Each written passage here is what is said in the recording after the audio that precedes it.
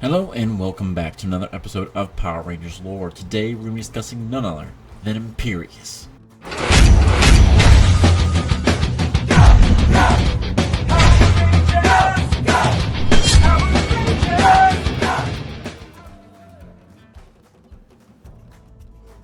Before he was Imperious, he was a human called Kaldor, who was a good and kind friend to Odana, and trained beside Daggeron under the leadership of Lianbo. Now they went on several different adventures and became the best of friends, all of them, but as time went on, he was corrupted by dark magic in some unknown manner and kind of grew fed up in the teachings of Lianbo, not seeing them work in the great battles that were happening against the Master. Eventually he'd grow tired of this constant thing of honor and valor, and realizing that maybe some underhanded tactics are what needed to be done in order to win this war. Seeing that his former master was not enjoying this at all, or even listening to him at all, he decided to find someone new to serve, and that was none other than the Dark Master of the Underworld himself, Optimus. Now as time went on, the great battle would come to the mystic force, and the mystics themselves would have to go to great lengths to fight against the forces of darkness. He would betray his fellow mystics and ambush Daggeron, who was escorting Bowen, the son of Lianbo and Udana. Now, they were trying to get him away to safety because they thought the final battle was either going to be their last battle or the end of the world as they know it. Confronting his old friend, Kaldor demands the baby, but Daggeron refuses, seeing that he was up to no good. The two former friends engaged in a battle that ultimately led to them both being sealed inside of a cave, never to be heard from again by former friends or enemies. In the battle that went through, Kaldor turned Daggeron into a frog, in a last-ditch attempt after he was hit by a spell that slowly mummified him, and he laid in a dead-like state for 19 years, until eventually he'd be freed from his prison, his tomb. For 19 years, he laid in that death-like state. It was only until after the death of Mordecai, Necromancer, seeing that she would need some type of more influence over the forces of darkness, not wanting Korak to take her leadership role that she believed was hers, or even any higher than what she already currently had. She tricks the Mystic Force Rangers into breaking a seal over this cave entrance. Now, once they broke through that cave, she laughed maniacally, knowing that inside was her ticket to more power. Rangers would run inside and find a genie's lamp, not understanding what it was at the time, but also a frog and a mummified corpse of some sort of creature. They ignored that, took the genie's lamp, and went back home. Necromancer would sneak in and retrieve the petrified corpse of Kaldor, take it before her master, and have her master revive him once more, but in his new, more dark, wizarded form, Imperious, the new leader of the Underworld. As soon as he gets in his new form, he immediately escapes the Underworld and goes after the citizens of Briarwood, easily defeating the Rangers and enlarging himself due to boredom. Though defeated by the Titan Megazord, Gingy enlarges himself and launches a surprise attack with the Titan Megazord that doesn't hurt Imperious but threatens his magic, is up to not full strength as of yet. But he's testing them, learning from them, and realizing maybe the Rangers are more of a threat than he originally thought. That's when he goes on the most insidious route he could possibly think of.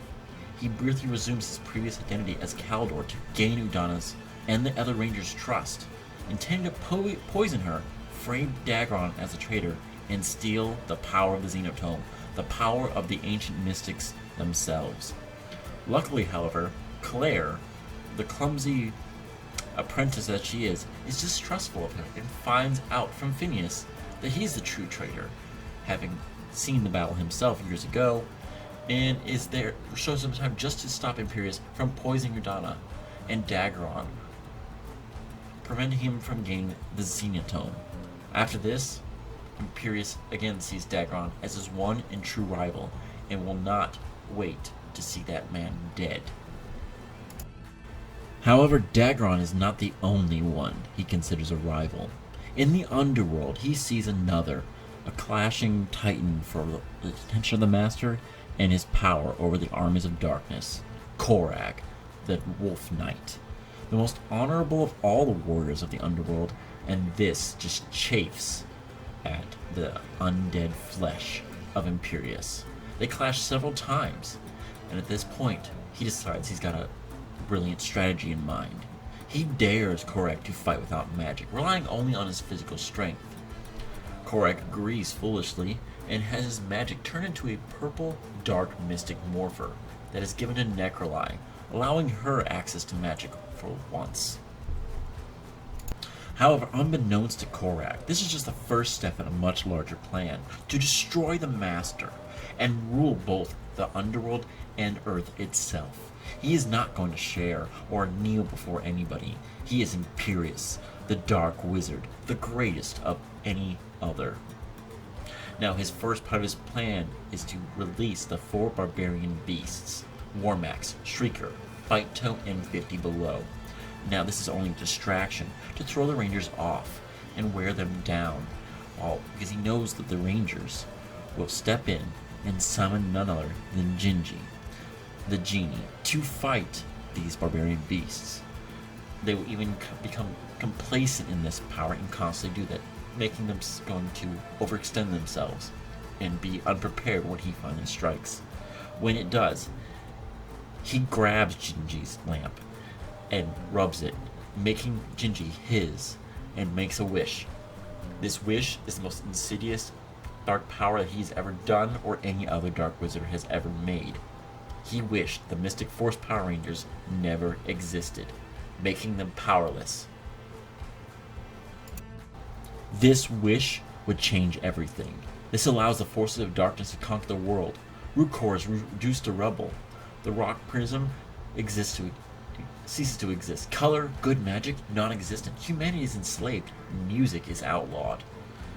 However, the one thing that Imperious did not expect that is that Korag has survived and plots against them, helping the Rangers to reach the Tribunal of Magic and reverse Gingy's wish.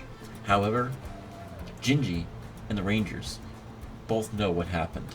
The only reason that the Rangers knew is because they were halfway between the human world and the magic world when the wish is made, sparing them from being utterly brainwashed into thinking that there was no such thing as Rangers. Eventually, they would be able to convince the Tribunal of Magic and their determination as Rangers themselves that they were worthy of power of being Rangers and would reverse the wish forever, keeping away the wish and Genie from the forces of darkness.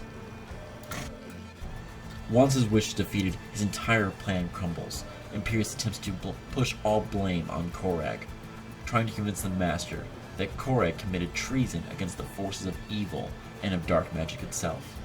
However, Korag convinces the Master that he is honorable, defender of the Master, and utterly loyal. The Master sides with Korag and lets him keep his magic. This further infuriates Imperious to no end, knowing that Korag is the one thing that is preventing him from defeating the Master and taking over the forces of darkness for himself. Realizing he's unable to destroy Optimus as long as Korag is around, and scared his treachery be found out, Imperious decides to go on Optimus' good side instead of raising him out of the Underworld with the legendary Ranger's powers, knowing what he has to do. In the end, he formulates a plan of separating Dagron from the Rangers and destroying him, while using a combination of Solar Streak Megazord energy and a forbidden spell to create a chimera to help drain the Rangers down into the Underworld. However, Udana interferes. Korag transforms back into Lianbo, his former master, and frees the Rangers, but the Master is still rising. Imperious is on the verge of triumph when it's discovered Dagron is in fact alive. This further infuriates him, and he challenges him to a bound battle, so the two in their ancient mystic modes are chained together and fight only with swords, with Gingy acting as judge. As usual, Imperious cheats, snatching at the lamp laser, or laser lamp, for use and mocking the idea of fighting with honor. Despite this, however, Dagron is able to win and mortally wounds his enemy with a devastating energy slash down in front of his old friend and rival with his own mystic sword. Imperious regresses back to Kalimdor and then